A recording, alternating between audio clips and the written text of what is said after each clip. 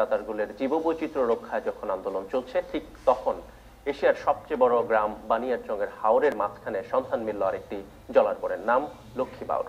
লোকচক্ষুর অন্তরালে থাকা এই বনে রয়েছে বিপন্ন প্রজাতির জীববৈচিত্র্য। মিঠা পানির এই ভাসমান বন ঘুরে এসে শ্যামানন্দ শ্যামলের ক্যামেরায় আব্দুল আলিম শাহ ৩ পর্বের ধারাবাহিক প্রতিবেদনের আজ প্রথম পর্ব। বানিয়াচং উপজেলা সদর থেকে দক্ষিণ পশ্চিম দিকে হাওর ধরে যন্ত্রচালিত নৌকায় ২ ঘন্টার যাত্রা। বিস্তীর্ণ হাওর ধরে এগুলেই দেখা মিলবে বিপন্ন প্রায় মিঠা পানির ভাসমান বন বা fresh water swamp forest Lakshmi বাউরের। বানিয়াচং ও আজমেরীগঞ্জের সীমান্তবর্তী হাওর এলাকায় বিরল এই বনের অবস্থান।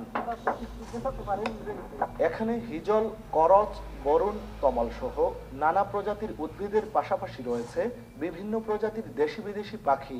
আছে বানর, শিয়াল, মেছবাগ, ইঁদুর সহ নানা জাতের বিষধর সাপ।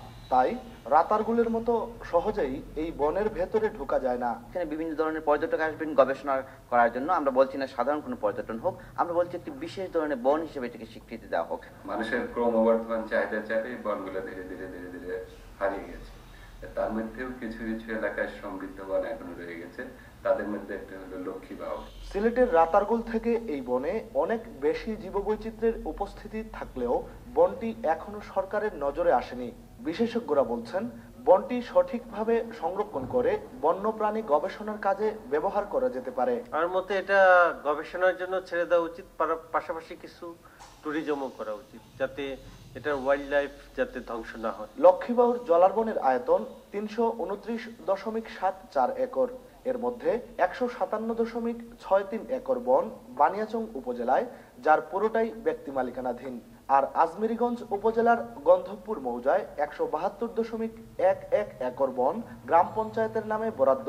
তবে সবার মতামতের ভিত্তিতে জাতীয় এই সম্পদ সংরক্ষণের উদ্যোগ নেওয়ার কথা জানালেন এই কর্মকর্তা। কোনোভাবেই হোক, যেহেতু মানুষের পঞ্চায়েতের নামে এটা রয়েছে, সেক্ষেত্রে তাদের একটা নিয়ন্ত্রণ এখানে আছে। সেখানে কমিউনিটি পিপলকে যদি অংশীদারিত্বের ভিত্তিতে একটা ব্যবস্থা নেওয়া যায়, তাহলে কমিউনিটি পিপলও এখানের সাথে এনগেজ থাকলো, এটা রক্ষণাবেক্ষণ করলো, তারাও লাভবান হলো। পাশাপাশি সরকার ওই জীববৈচিত্র্য রক্ষার মাধ্যমে এই বনটাকে রক্ষা করতে পারে। হাওর অঞ্চলের প্রাণ প্রকৃতি রক্ষায় বনটি সরকারের তত্ত্বাবধানে নিয়ে শিগগিরই তা সংরক্ষণের দাবি এলাকাবাসীর। এই বন ব্যবস্থাপনার দায়িত্ব সরকারের হাতে নেই। পরিবেশবাদীরা দাবি তুলছেন এই বনকে একটি বিশেষ পর্যটন এলাকা হিসেবে ঘোষণার। আব্দুল আলিম শাহ, এসএ টিভি, লক্ষ্মী বাউর জলার বন, বানিয়াচং, হবিগঞ্জ।